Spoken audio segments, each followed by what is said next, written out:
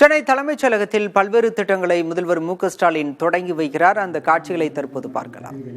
10 டிராக்டர்கள் மற்றும் டிராக்டரால் இயங்கும் கருவிகளை குடியரசுக்கு துவக்கியும் மாநில முதலமைச்சர் அவர்களை பணியுடன் கேட்டுக் கொள்கிறேன்.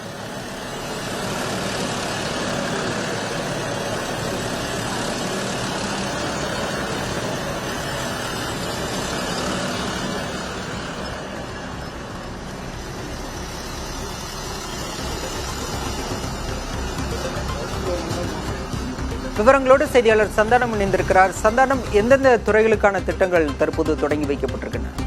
பல சென்னை தலைமைச் செயலகத்தில் முதலமைச்சர் இன்று 9 திட்டங்களை திறந்து வைக்கிறார். அதுல முதல் கட்டமாக தற்போது வேளாண்மை உழவர் நலத்துறை சார்பில் விவசாயிகள் விளைவிக்கும் வேளாண் பொருட்களை நகர்ப்புற நுகர்வோரிடம் கொண்டு சேர்க்கும் வகையில் சென்னை மற்றும் புறநகர் பகுதியில் 2,06,00,000 ரூபாய் செலவில் அமைக்கப்பட்டிருக்கூடிய 16 உழவர் அங்காடிகளை தொடங்கி வைக்கிறார். அதே போன்று 53,60,00,000 ரூபாய் செலவில் கட்டப்பட்டுள்ள 6 ஒருங்கிணைந்த வேளாண்மை விரிவாக்க மையங்கள், 6 துணி வேளாண்மை விரிவாக்க மையங்கள், 2 விதை சேமிப்பு கிடங்கள், 4 ஒழுங்குமுறை விற்பனை கூடங்கள், 100 மெட்ரிக் டன் கொள்ளளவு கொண்ட ஒரு குளிர்பதன கிடங்கு, 2 ஒருங்கிணைந்த விதை சான்றளிப்பு மற்றும் உயிர் சான்றளிப்பு துறை வளாகங்கள், தோட்டக்கலை பட்டய படிப்பு மாணவர் விடுதி, வேளாண்மை பொறியியல் துறை விரிவாக்க மையம் ஆகியவற்றை திறந்து வைக்கிறார்.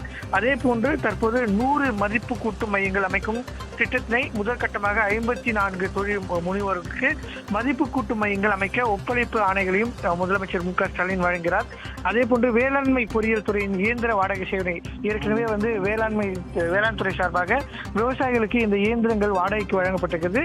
அதனை வலுப்படுத்தும் வகையில புதிதாக கொள்முதல் செய்யப்பட்டிருக்கூடிய 672 வேளாண் இயந்திரங்கள் மற்றும் கருவிகளை சேவைகளை முதலமைச்சர் மு.க.ஸ்டாலின் கொடியசைத்து தொடங்கி வைத்து வரக்கூடிய காட்சிகளை தான் நம்ம பார்க்கிறோம். அதனை தொடர்ந்து பார்த்தோன்னா 4 மாவட்டங்கள்ல தோழி விடுதி அமைக்கப்பட்டிருக்கிறது.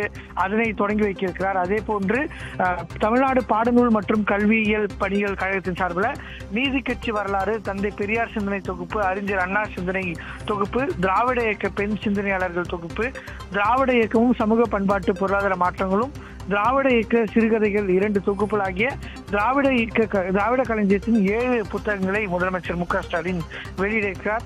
இது போன்று பல்வேறு முடிவுற்ற திட்டங்களுக்கு முதலமைச்சர் மு.க.ஸ்டாலின் தொடங்கி வைக்க இருக்கிறார். பாலா, விவரங்களுக்கு நன்றி சந்தானம்.